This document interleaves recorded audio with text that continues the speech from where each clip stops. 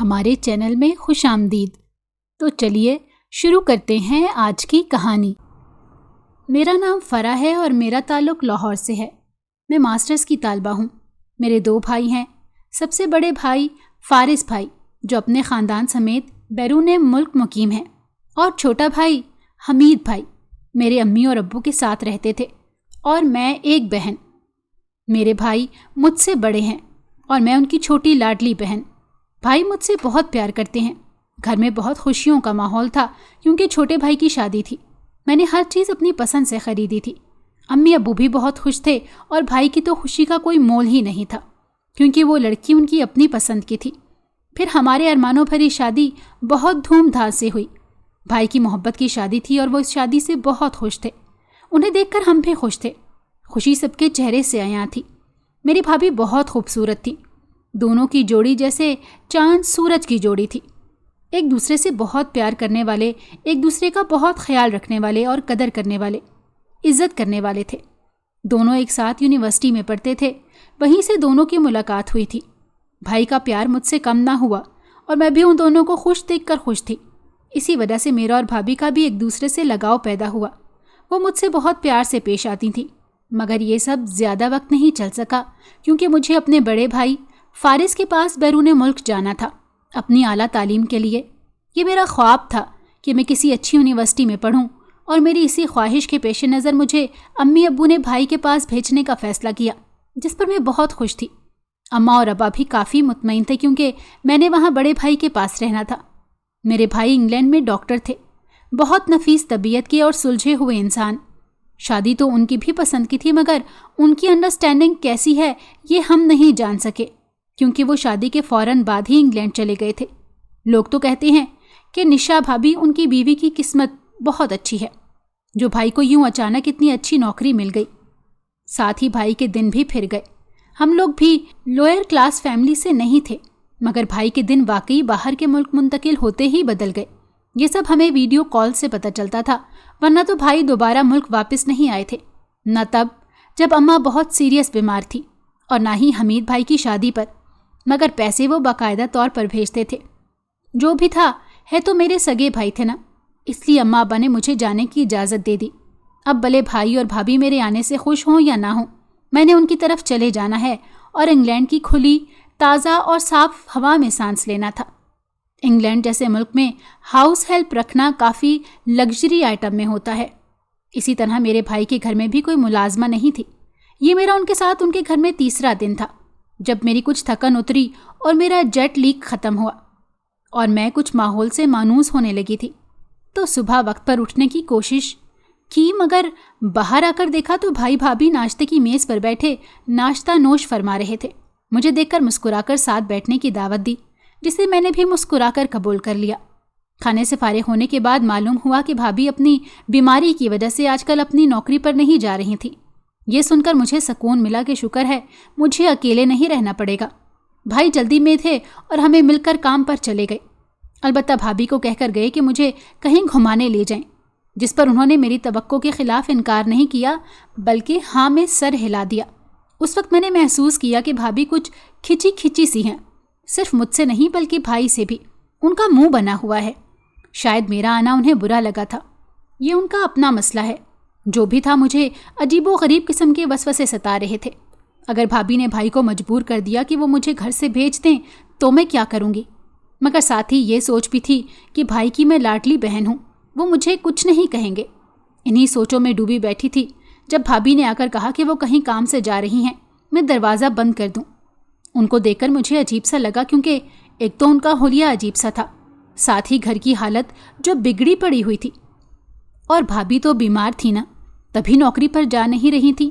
خیر جو بھی تھا، میں نے سر خیالات سے جھٹکا اور گھر کا پھیلاؤ سنبھالنے لگی۔ اپنا کمرہ صاف کیا، کچن سمیٹا، برتن دھوئے۔ لاؤنج کی صفائی کرنے کے بعد بھی جب بھابھی کے آنے کی کوئی خبر نہیں تھی تو میں ان کے کمرے کی جانب اس غرض سے بڑھی کہ اس کی بھی صفائی کر دوں۔ باقی گھر صاف اور اپنا کمرہ گندا پڑا دیکھ کر بھابھی مجھ سے بدظن نہ ہوں کہ میں نے جان پوچھ کر اسے چھوڑا ہے، مگر ایسا ممکن نہیں ہو سکا کیونکہ وہ کمرہ تو لاک تھا۔ مجھے حیرت ہوئی کہ بھابھی اس کمرے کو کیوں بند کر کے گئی ہیں، مگر میں نے کہا کچھ بھی نہیں اور اپنے کمرے میں چلی گئی۔ اپنی دوستوں سے بات کی और घर बात की। अभी मैं अपने फ़ोन में ही मगन थी कि मुझे बाहर किसी की बोलने की आवाज़ आई। हालांकि मैंने बाहर के दरवाजे की कोई आवाज़ नहीं सुनी कि कोई आया है। मैं कुछ घबराई और बाहर देखा तो वहाँ भाभी मौजूद थी, जो किसी से आहिस्ता आवाज़ में बात कर रही हैं। ना ही उनके पास बैग था, ना ही कोई और चीज़। ऐसे लग रहा था कि वो कब से घर वापस आई हों। मुझे हैरत तो हुई, मगर ये सोचकर टाल दिया कि मुझे मोबाइल में मगन हुए पता ही नहीं चला होगा कि भाभी आई हैं, वरना कैसे ना मालूम होता। खैर, वो दिन तो गुजर गया और मैं इंतज़ार करती रह गई कि भाभी मुझसे पूछेंगी कि बाहर जाना है और हम चले जाएंगे। मगर मेरा ये ख्याल ही रहा, क्योंकि ना भाभी ने मुझसे पूछा और ना ही मैंने उन्हें खुद से कहने की हिम्मत की, क्योंकि वो मुझसे पहले ही पता नहीं क्यों खिंची सी थी। अगले दिन मैं थोड़ा पहले उठी और भाई के साथ ही नाश्ता किया। वो रात को भी नहीं मिल सके थे, क्योंकि जब अस्पताल से भाई वापस आए मैं सोई हुई थी। भाई के साथ कुछ देर बैठे रहने से मुझे जो घर की याद आ रही थी वो कुछ कम हुई। फिर भाई हॉस्पिटल के लिए चले गए। भाभी आज फिर नहीं गई थी। एक चीज़ जो और मैंने महसूस की थी कि भाभी सुबह के वक्त कुछ नकाहत ज़दा होती हैं। देखने में वो बीमार ही लगती हैं। कुछ ही देर में उसी वक्त जब पिछले रोज़ भाभी घर से जाने का कह के गई थी, आज भी उसी वक्त आई और कहा कि मैं घर से बाहर जा रही हूँ, मुझे कोई काम है। मैंने सर समझते हुए इस बात में हिलाया और पिछले रोज़ की तरह घर की सफाइयाँ की और कल की तरह भाभी का कमरा आज भी बंद था। मुझे यूँ लगा कि कमरा अंदर से बंद किया गया है, मगर मैंने उसे अपना वहम समझकर टालना चाहा। ये इस बात को तीसरा दिन था जब रोज़ की तरह भाभी घर से बाहर जाने का कहकर चली गई।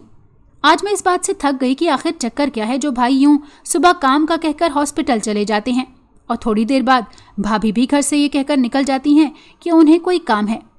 मैंने भी फैसला किया कि आज मैं और कहीं नहीं तो वॉक पर ज़रूर जाऊंगी। ऐसे तो नहीं चलेगा कि मैं नौकरों की तरह काम करूं। घर का ना मुझे कोई घुमाए ना कोई बात करे। पूरा दिन फ़ोन देख देख कर भी मेरा दिल उचाट हो गया था। साथ में भाभी के रोज़ाना जाने और यूं अपना कमरा बंद करने की वजह से मैं शदीद परेशान थी कि ये बात भाई को ये घर फ़ोन करके अम्मा को बताऊं। आज मैंने भाभी के जाते ही बाहर वॉक के लिए जाना था, इसीलिए मैं पहले ही तैयार थी और जैसे ही घर से बाहर निकली मुझे घर के बाहर कुछ धुएं की स्मेल महसूस हुई, यूं जैसे धुआं हमारे घर से निकल रहा हो। जब मैंने गौर किया तो देखा ये तो वाकई भाभी के कमरे से बाहर आ रहा है और मुझे और कुछ समझ नहीं आई तो मैंने फ़ौरन ही भाई को कॉल की और जल्दी घर आने का कहा। वो भी घबरा गया और जल्द ही घर पहुंच गया।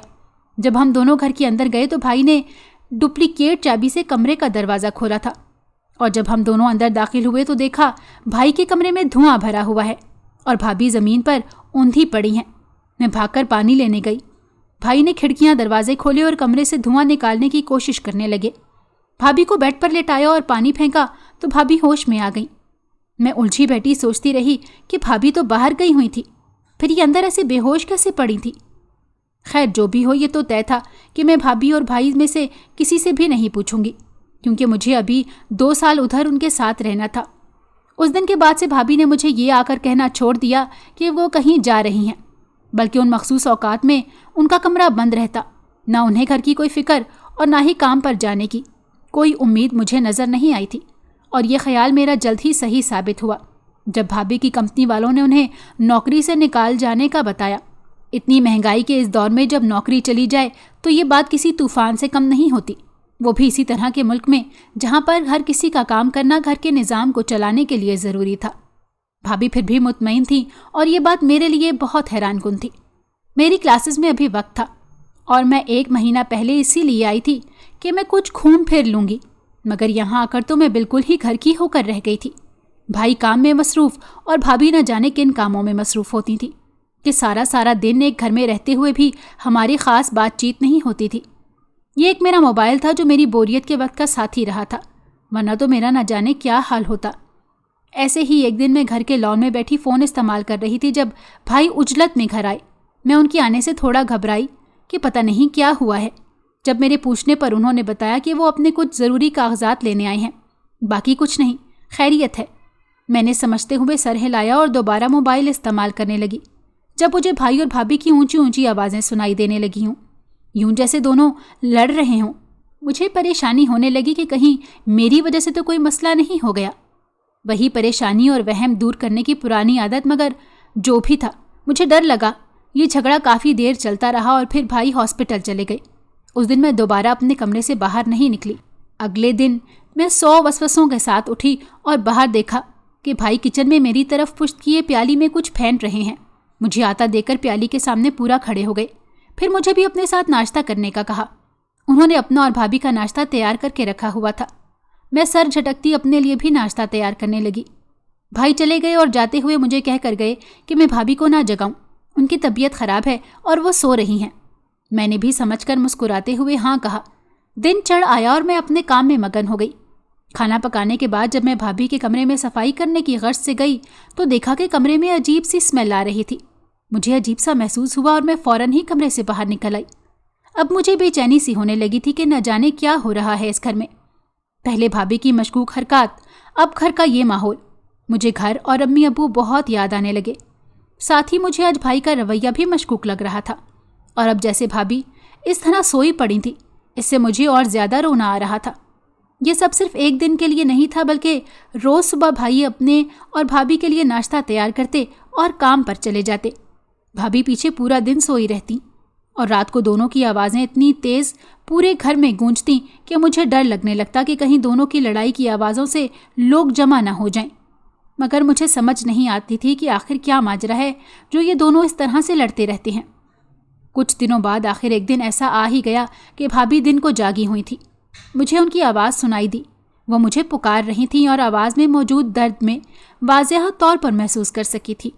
मुझे उन पर बहुत तरस आया। मैंने फ़ौरन खाना गर्म किया और उन्हें खाना देने कमरे में गई तो वो लेटी हुई थी। जब वो मेरे कहने पर भी ना उठी तो मैं उनको पकड़कर सहारा देने लगी कि वो बैठ जाएं और खाना खा लें। तो क्या देखती हूँ कि भाभी बेड पर बांधी हुई हैं। ये देखकर तो खौफ से मेरा बुरा हाल हो गया था। मगर मैंने कंबल हटाया, उन्हें खोलूं तो क्या देखती हूँ कि उनके कंबल के नीचे बहुत से पैसे पड़े हुए हैं। ये देखकर मैं हैरान हुई कि यहाँ ना कोई आया है और ना ही कोई गया, फिर कैसे पैसे आ सकते हैं। मगर मैंने फिर भी खामोश होने पर ही इक्तफा किया। रहम खाकर उन्हें खोल दिया।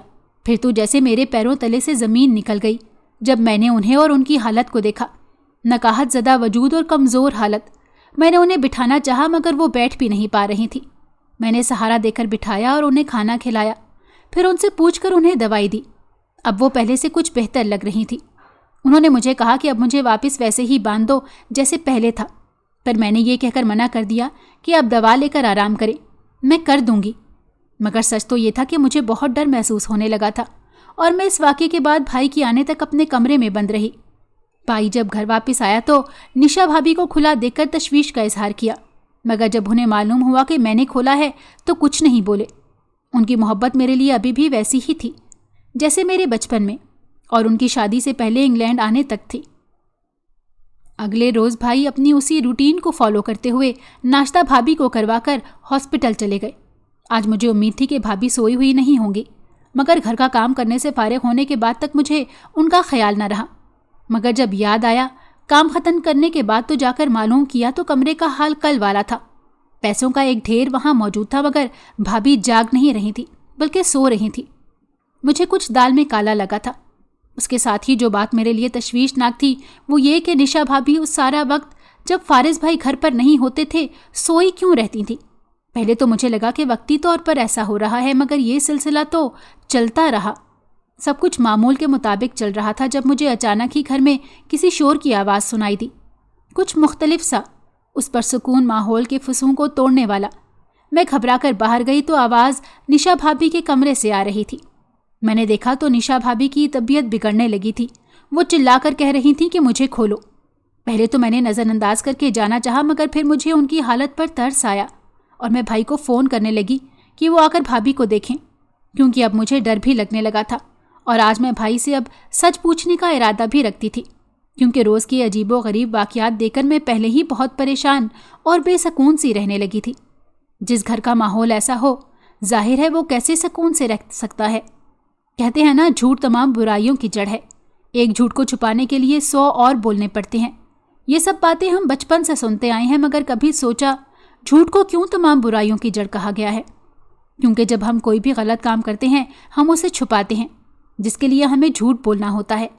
ऐसे में झूठ ही बुराई की जड़ हुई। अब गलत बयानी क्या है?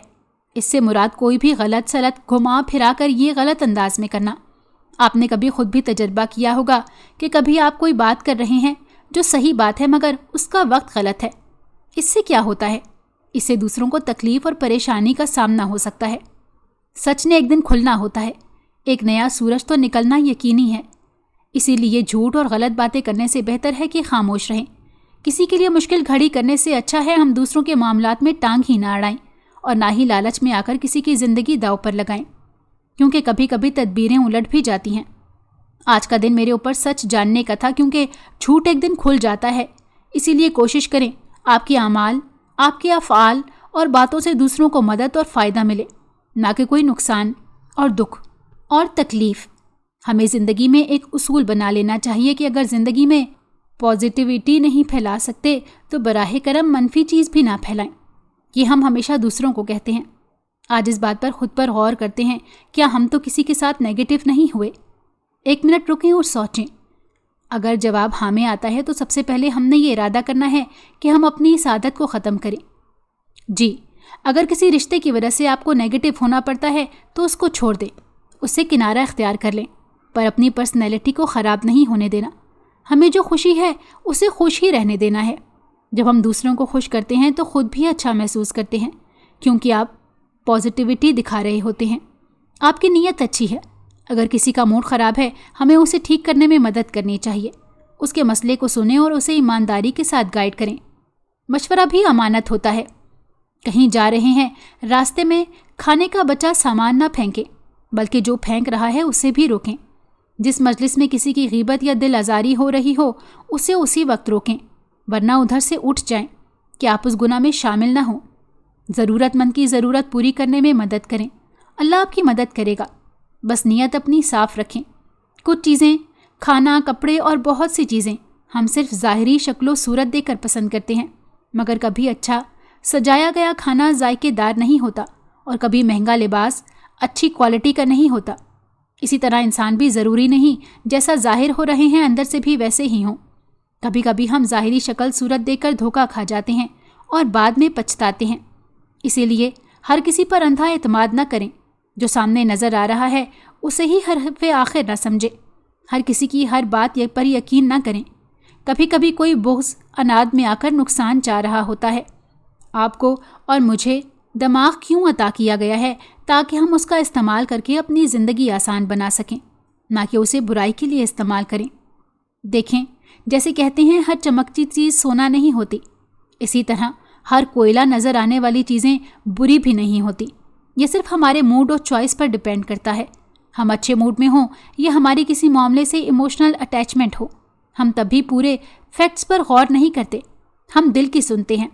इस तरह जिन लोगों से हम ज़िद करते हैं, मुकाबलाबाजी चल रही होती है, हम उसको भी इसी अंदाज में सोचते हैं जैसे हम हमेशा से उसके बारे में सोचना चाहते हैं। इसीलिए कोशिश करें हर काम शुरू करने से पहले जो सोच विचार आप कर रहे होते हैं उसमें कोई ज़ाती चीज़ें न लाएं। उसमें आप हर अच्छाई और बुराई को सामने रखकर कोई फ़ैसला करें और इंसानों को भी उनके पहले इंप्रेशन पर जानना छोड़ दें, क्योंकि अब हम बहुत तेज़ हो चुके हैं। हमें कोई दूसरा सिर्फ इतना ही जान सकता है जितना और जैसा हम चाहते हैं। हो सकता है कोई आपको दिखाने के लिए अच्छा या बुरा बन रहा हो। इसीलिए हर काम से पहले सही तरह दिमाग चलाएं, फिर कोई हरकत करें। इस सब का गहरा ताल्लुक आपको मेरे भाई और भाभी की आगे की कहानी जानकर होगा, क्योंकि उस रात जब मैंने भाई से सच पूछा तो उन्होंने मुझे जो कुछ भी बताया वो जानकर तो जैसे मेरे कदमों के नीचे से ज़मीन निकल गई थी कि इस एक महीने में मैंने कितना कुछ ऐसा देखा है जो सिर्फ मेरी नज़र का धोखा था और कुछ नहीं। और साथ ही मुझे रह रहकर इस बात का दुख और सतही गम और गुस्सा खाया जा रहा था कि इन सब के बारे में मैं भाई से पहले क्यों ना पूछ पाई, और पहले ही क्यों ना मैंने भाई के गमों में उनका साथ दिया, उनका दुख नहीं बांटा। एक औरत जब हद से बढ़ जाए, और वो भी वो औरत जो आपकी पसंद की हो, आपका प्यार हो, उसका रंग बदलता देखकर कितना दुख होता होगा। और ऐसा ही दुख मेरे भाई ने अकेला झेला था। मैंने आपको बताया था ना कि भाई तो बहुत नेक थे, फिर भी भाभी पर शक करता और भाभी को बेड से बांध कर काम पर जाता। मुझे सख्ती से कहता भाभी को ना खोलना।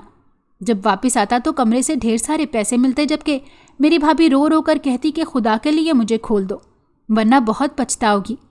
एक दिन भाभी की तबीयत बिगड़ गई तो मैंने डरकर भाभी की रस्सियाँ खोल दी, पर आपको दूसरी जानिब की मुकम्मल बात नहीं बताई थी, और ये जानने के लिए आपको भाई की जानिब की कहानी सुननी पड़ेगी। मेरा नाम फारिस है। मैं लाहौर का रहने वाला हूँ। पेशे के लिहाज से डॉक्टर हूँ। میری شادی نشا سے پسند کی تھی، جس پر ہم دونوں ہی خوش تھے، اور خوشی زیادہ تب ہوئی جب مجھے شادی کے فوراً بعد ہی انگلینڈ میں نوکری مل گئی، جہاں میں اپنی فیملی کے ساتھ رہ سکتا تھا۔ اور یوں میں اور میری بیوی نشا انگلینڈ شفٹ ہو گئے تھے۔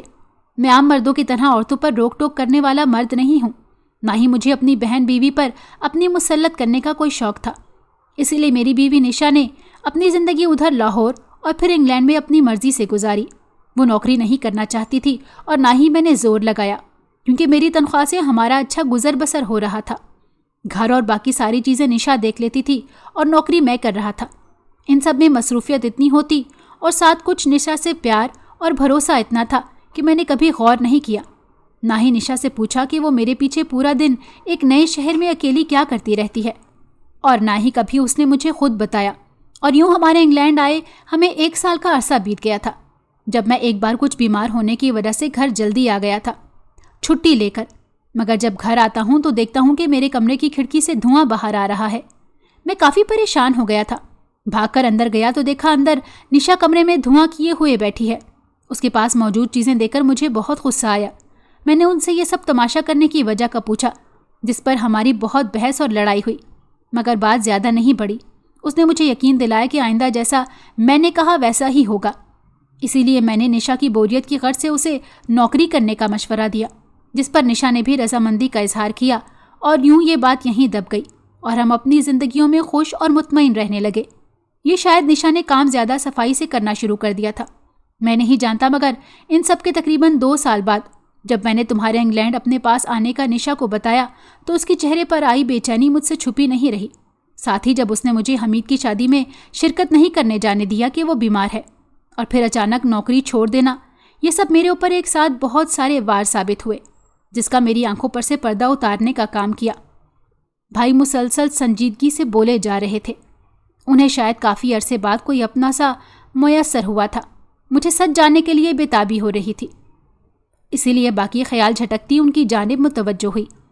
جب تم نے فون کر کے بتایا کہ کمرے سے دھواں باہر آ رہا ہے تو میری آنکھوں کے سامنے 2 سال پرانا منظر پھر سے زندہ ہوا، اور میں سارا راستہ یہ دعا کرتے آیا کہ یہ سب میرا اور تمہارا وہم ہو، ایسا کچھ نہ ہو۔ مگر گھر آ کر جب دیکھا تو سامنے ہی میرے ارمانوں کے خون کرنے کو واضح ثبوت موجود تھا۔ نشا مجھے اسی طرح آتا دیکھ کر بے ہوشی کا ڈرامہ کر رہی ہے، میں جانتا تھا، مگر میں تمہارے سامنے ایسا کوئی تماشا نہیں چاہتا تھا جس سے تم مجھ سے بدظن ہو۔ اس کی میں نے نشا کے ڈرامے کو چلنے دیا اور معاملہ کسی اور انداز میں حل کرنے کا سوچا، مگر پہلے کی طرح اس بار بھی نشا نے میری کسی بات پر کان نہیں دھرے اور اپنی من مانی کرتی رہی۔ نشا دراصل شادی سے پہلے ہی جادو تعویذوں کی ماہر تھی۔ یہ بات مجھے اب جا کر معلوم ہوئی تھی کہ نشا میری شادی پر ہمارا گھر سے آنا جانا یہ سب اسی وجہ سے تھا، کیونکہ نشا کے کنٹرول میں موجود موکل یہ سب کروا رہے تھے۔ یہ سچ جب شادی کے 1 سال بعد مجھ پر آشکار ہوا تو میں نے نشا کو سمجھایا اور بظاہر اس نے میری بات مان بھی لی، مگر اب ہماری طرف آنے کی وجہ سے نشا نے یہ کام دوبارہ شروع کر دیا، اور ہماری لڑائی بھی اسی وجہ سے ہوتی تھی۔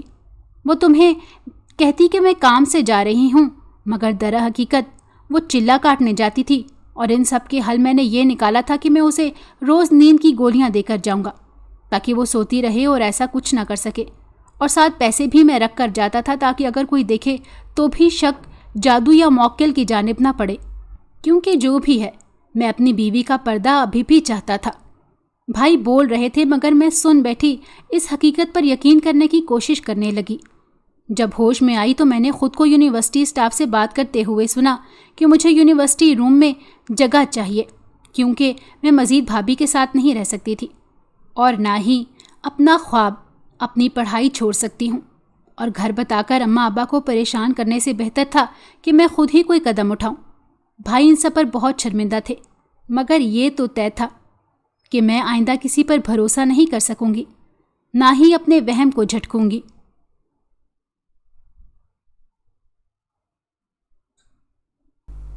اگر آپ کو ہماری کہانی پسند آئی ہو تو ہمارے چینل کو لائک کریں اور سبسکرائب کر دیں، بیل نوٹیفیکیشن کو بھی آن کر دیں تاکہ ہماری آنے والی ہر مزیدار کہانی آپ کو وقت پر ملتی رہے۔